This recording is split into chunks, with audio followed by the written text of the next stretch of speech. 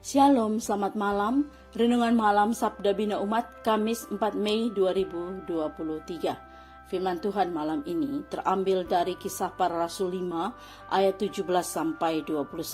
Demikian firman Tuhan.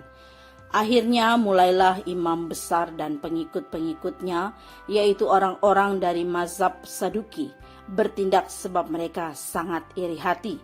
Mereka menangkap rasul-rasul itu, lalu memasukkan mereka ke dalam penjara kota. Tetapi waktu malam seorang malaikat Tuhan membuka pintu-pintu penjara itu dan membawa mereka keluar.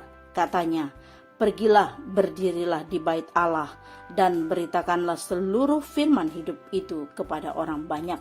Mereka menaati pesan itu dan menjelang pagi masuklah mereka ke dalam bait Allah lalu mulai mengajar di situ.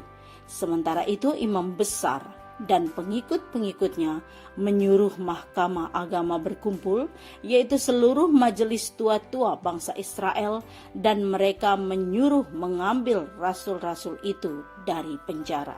Demikian firman Tuhan. Renungan malam ini bertema tetap bersaksi walau dihambat. Tidak semua orang senang bila kita berhasil. Ketidaksenangan itu dapat ditujukan dengan berbagai cara. Hal ini pun dialami oleh murid-murid Yesus.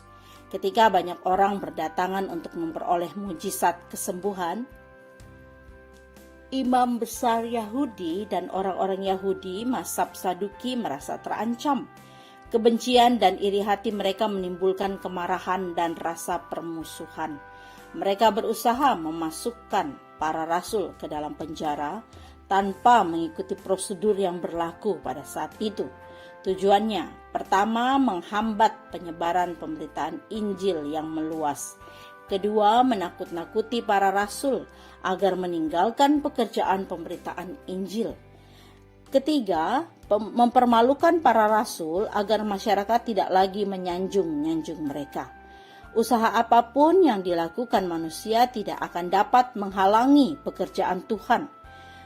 Ia membuka pintu penjara dan membawa para rasul keluar agar dapat memberitakan firman hidup itu. Cara Tuhan ini menjadi penyemangat dan keberanian kepada para rasul untuk memberitakan Injil. Pergilah, berdirilah di bait Allah dan beritakanlah seluruh firman hidup itu kepada orang banyak. Perintah ini menyatakan bahwa pembebasan para rasul dari penjara dilakukan agar mereka lebih berani memberitakan Injil dan banyak orang mengenal firman yang hidup dan menyelamatkan. Berlawanan dengan munculnya para rasul di bait Allah, mahkamah agama Yahudi bertemu dalam sidang untuk merencanakan penghambatan dan penghancuran pemberitaan Injil. Kesaksian para rasul mendorong kita untuk memiliki keberanian dalam memberitakan Injil. Tetap berjuang dan tidak mudah untuk menyerah, walau banyak tantangan dan rintangan yang dihadapi. Tetap kuat dan tegar. Tuhan yang akan menolong dalam menghadapi berbagai hambatan. Tuhan akan membuka pintu-pintu peluang dalam memberitakan Injil yang kita lakukan. Jadikanlah tantangan sebagai peluang yang Tuhan sediakan untuk berbuat baik. Selamat beristirahat, Tuhan memberkati. Doa malam ini, ya Tuhan, berilah kepada kami keberanian untuk memberitakan Injil-Mu. Amin. Demikian renungan malam ini, selamat beristirahat, Tuhan Yesus memberkati.